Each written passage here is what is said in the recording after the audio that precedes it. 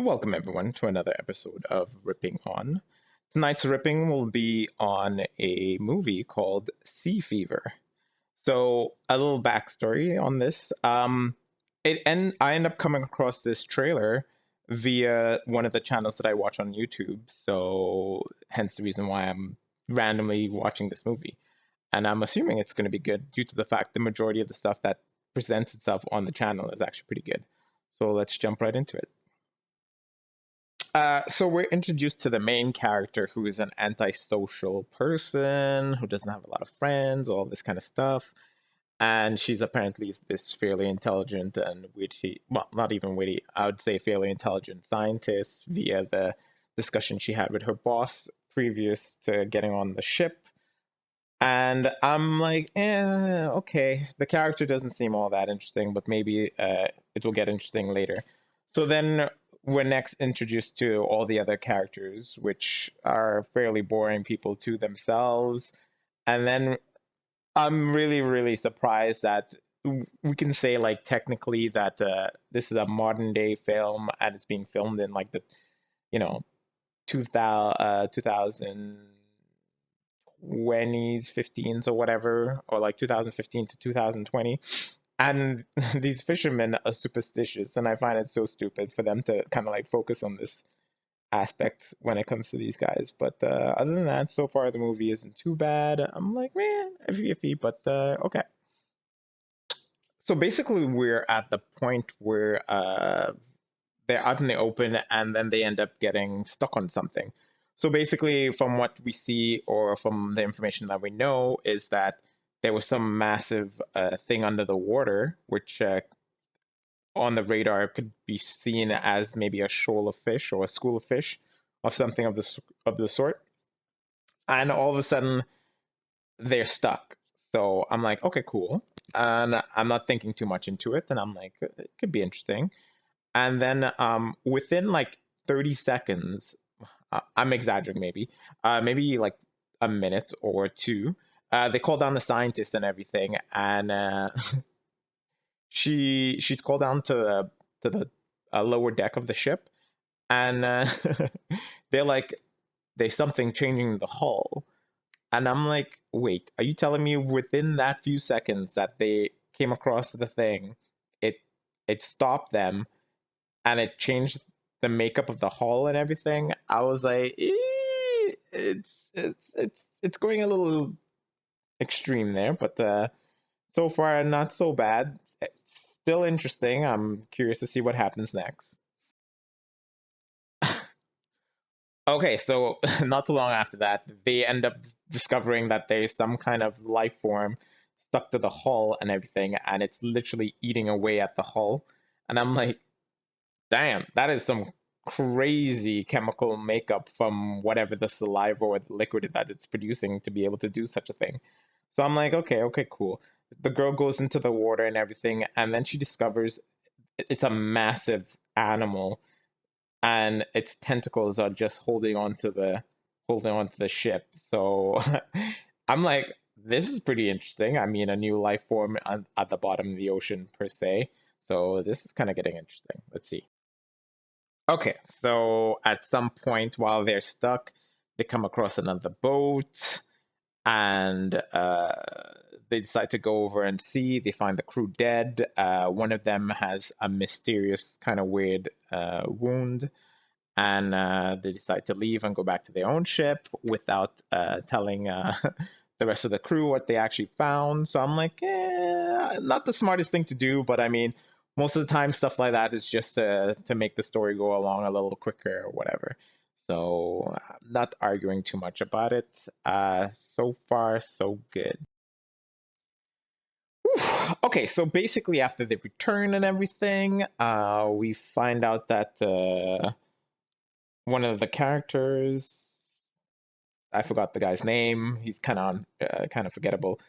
He ends up becoming infected, and there's this parasite inside of him, and then he ends up dying via the parasite coming out of him. So I don't know. If I was the scientist, I would have automatically start connecting too many things at once and come to a conclusion. But apparently, the scientist, she didn't do that. So I'm like, okay, okay. Um, yeah.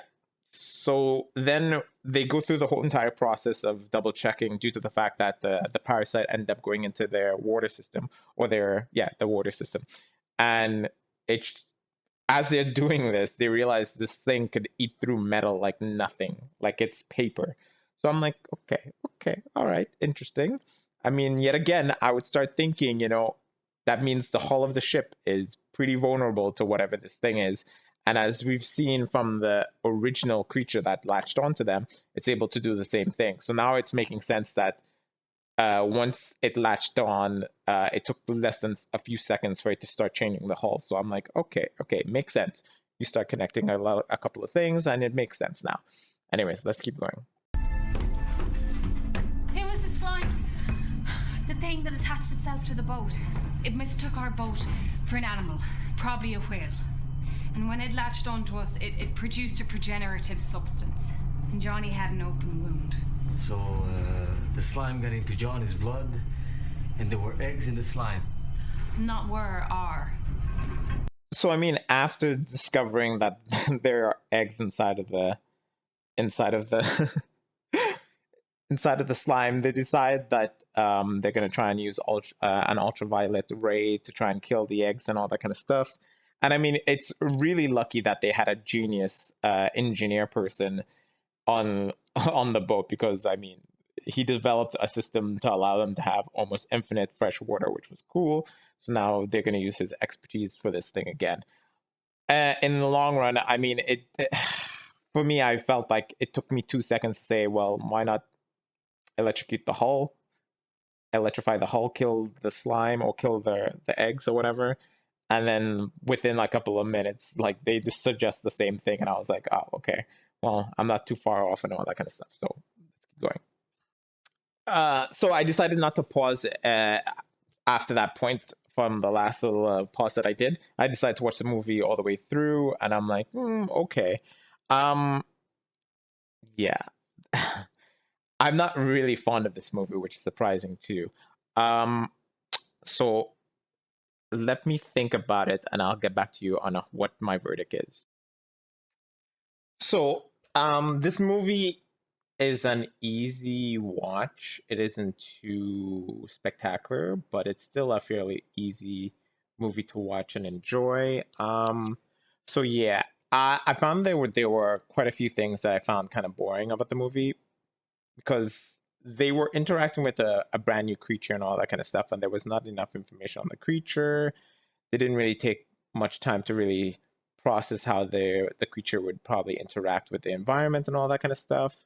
Even though it was interesting and all that kind of stuff, it just didn't make sense with the creature being able to pump so much eggs into one individual or to into any animal, and then for the creatures to like eat themselves or eat, I guess, the host. Didn't really make much sense. And then for them to cannibalize each other, yeah, sorry, and then grow into one, like for it to become one dominant. It like there was a lot of kind of weird stuff about the creature, but in the long run, it's still okay. Um, there was still some flaws where it made no sense how how they decided to end the movie. But anyways, so my verdict for this movie will be a 5 out of 10, which is a shame because I really do like majority of the dust stuff. So yeah. As for the general public, I'm assuming they'll probably give it maybe a 5 to 6 out of 10. It just feels okay as a movie. It doesn't give you much of a want to tell people about it in a way, right? So yes, that's my final verdict for this movie. 5 out of 10. Yeah, it's a shame. It's a real shame. I was hoping for something really good, but there were just too many things that didn't make sense in the movie, and too many things that were lacking. Anyways, I hope you enjoyed. Most likely I'll do another Fast and Furious for the next episode. I think it's Shaw and Dobbs, or Dobbs and Shaw. I don't know. I didn't really pay attention to the name, but I just saw it show up on Netflix and I decided I'm going to watch it. So stay tuned for the next episode.